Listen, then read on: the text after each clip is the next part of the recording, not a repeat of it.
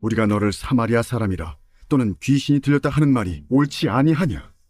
나는 귀신 들린 것이 아니라 오직 내 아버지를 공경함이거늘 너희가 나를 무시하는도다. 나는 내 영광을 구하지 아니하나 구하고 판단하시는 이가 계시니라. 진실로 진실로 너희에게 이르노니 사람이 내 말을 지키면 영원히 죽음을 보지 아니하리라. 지금 내가 귀신 들린 줄을 아노라. 아브라함과 선지자들도 죽었거늘 내 말은 사람이 내 말을 지키면 영원히 죽음을 맛보지 아니하리라 하니 너는 이미 죽은 우리 조상 아브라함보다 크냐? 또 선지자들도 죽었거늘 너는 너를 누구라 하느냐? 내가 내게 영광을 돌리면 내 영광이 아무것도 아니거니와 내게 영광을 돌리시는 이는 내 아버지시니 곧 너희가 너희 하나님이라 칭하는 그이시라. 너희는 그를 알지 못하되 나는 아노니 만일 내가 알지 못한다 하면 나도 너희같이 거짓말쟁이가 되리라. 나는 그를 알고 또 그의 말씀을 지키노라. 너희 조상 아브라함은 나의 때에 볼 것을 즐거워하다가 보고 기뻐하였느니라.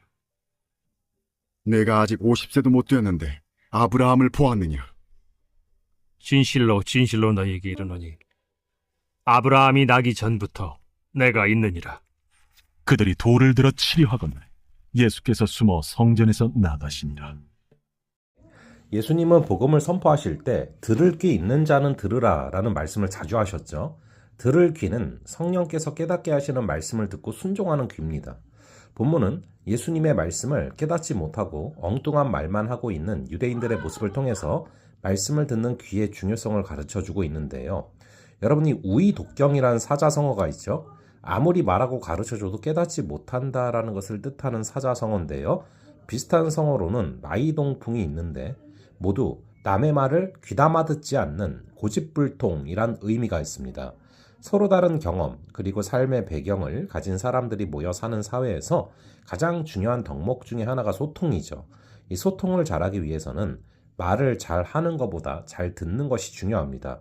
유대교 지도자들은 예수님의 말씀을 전혀 이해하지 못하고 딴소리를 하고 있죠. 그 이유가 무엇입니까?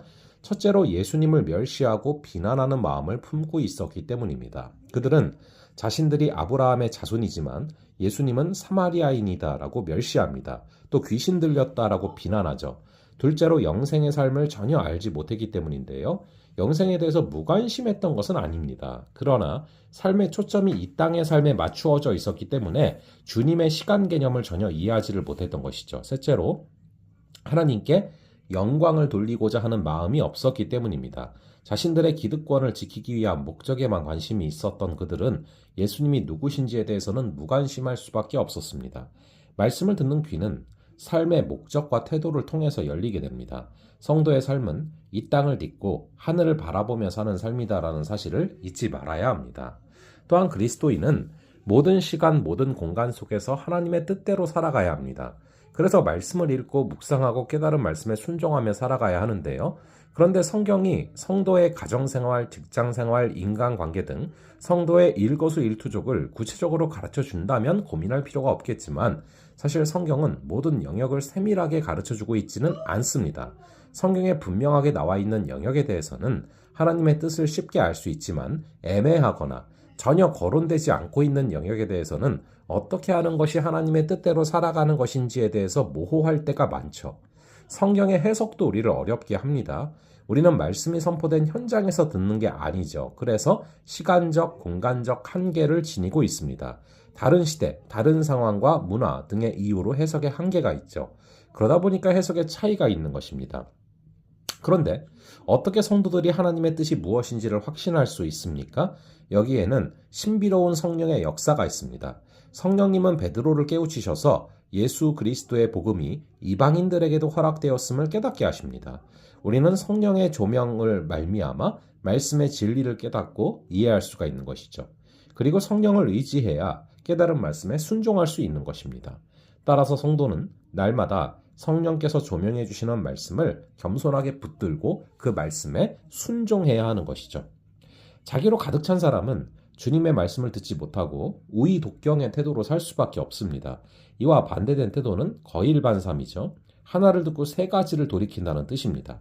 성도는 날마다 성령의 조명을 구하고 깨닫지 못하던 말씀 하나를 깨닫게 되면 더 깊고 넓게 순종하며 살아가는 지혜를 지녀야 하는 줄을 믿으시기 바랍니다. 잠시 기도하겠습니다. 아버지 하나님, 우리에게 말씀을 깨닫는 은혜가 있기를 간절히 바랍니다. 말씀을 듣고 깨닫는 귀를 허락하여 주시고 우리로 하여금 성령의 조명을 허락하여 주셔서 우리가 우리로 가득 차서 주의 말씀을 듣지 못하고 우의독경의 태도로 살아가는 것이 아니라 성령의 조명으로 말미암아 깨닫지 못하던 말씀들을 온전히 깨닫는 지혜를 허락하여 주시옵소서. 감사드리옵고 이 모든 말씀 우리 주 예수 그리스도의 이름으로 기도합니다. 아멘. 다음번에 또 뵙도록 하겠습니다.